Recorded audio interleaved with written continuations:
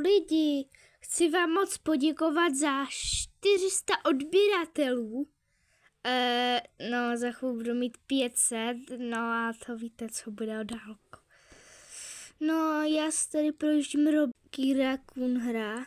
Teďka nebudu hrát. Třeba to potom, ale teďka jsem chtěla zkusit to. No, prostě jsem chtěla po dlouhé době zase hrát to Adopt Me.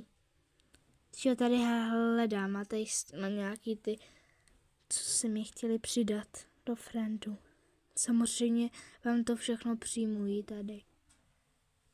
No. Nějaký horse oby. The Mystery 2.